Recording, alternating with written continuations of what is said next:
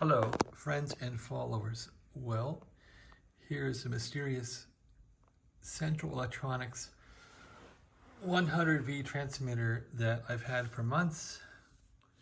It's been sitting on the floor because it's needed fixed. I've been trying to get the 340 volt power supply on this thing working.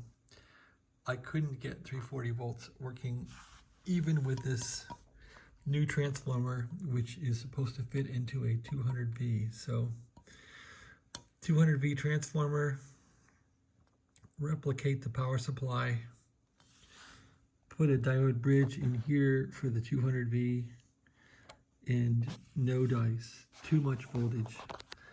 I had to run this thing on a Variac, and I did, until one of the capacitors exploded from over voltage. And then I thought I'd better do a different tact. So I ended up putting simply a half-wave rectifier in here of 2 diodes in series, and using the center tap of this transformer, which is about, what is it, 550 volts or so, 600 volts, I don't know. Anyway, I ended up getting about 572 volts measured here for the finals, and it seems to work okay like that. Okay, then fast forward to the other power supply necessary. I couldn't get this transformer to work for the second power supply, and they used to use the center tap on the high voltage for the 340 volt supply. How they pulled that off, I don't know. I could never make it work. So I bought a transformer on eBay, which is sitting right here. It's taken me all day to put this thing in. It's sitting on stilts basically, and the wires for this transformer are entering where the 2 rectifier tube sockets were.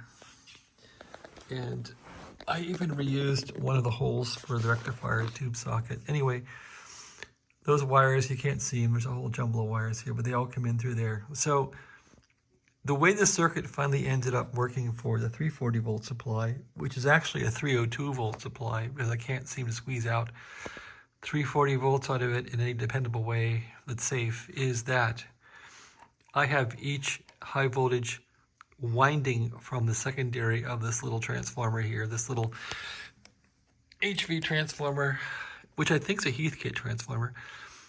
Those are both going out into a typical full wave rectifier, and the I guess the cathodes of these are tied together, and that is then run into a choke. This choke was used for the high voltage supply because I didn't need to drop any more voltage, and sacrificing regulation for voltage, I am now using this choke for the 340 volt supply because I was getting about 500 volts out here, which is still way above 340. So, well, actually I was getting about 500 volts measured here, which is where the B plus comes to.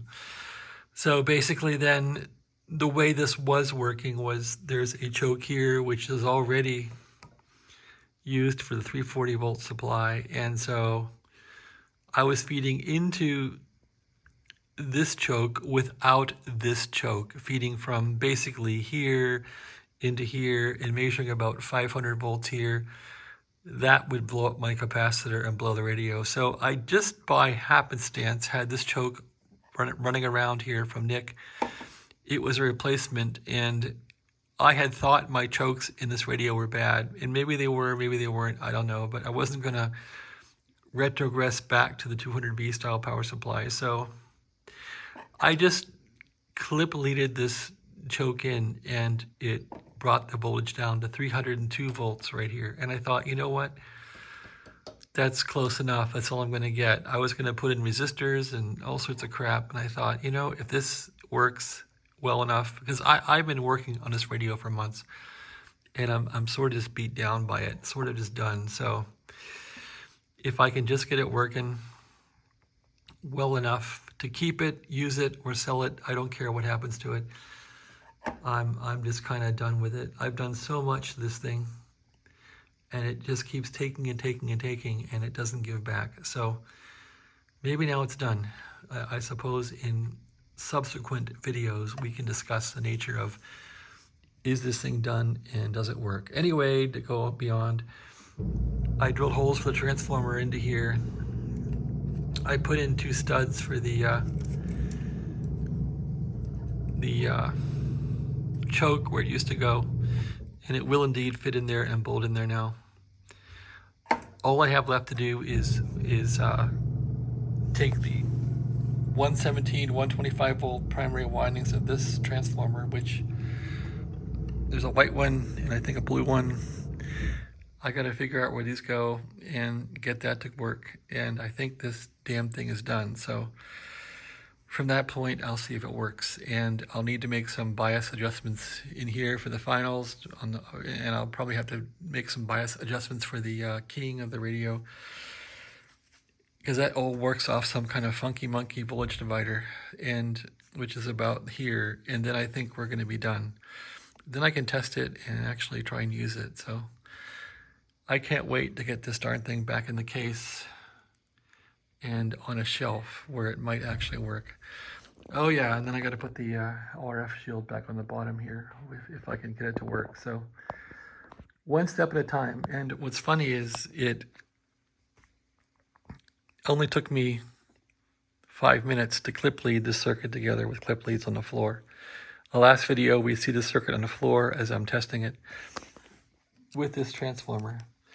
It takes all day to drill holes, get these studs at a hardware store last night, all day to make the circuit a reality in something that will last in permanence in the radio. So we'll see. I'm going to bolt this in here, attach the secondaries, measure the voltage. If it's correct, I'll flip it over and try the radio, try the transmitter. So that's it, man. This is my house of pain. This used to be fun, but I've spent so much time on this thing. I have a love and hate relationship with it. Maybe I'll end up loving it again, but time will tell. It's on eBay. It's for sale. So look it up. Thanks for watching. Have a great day.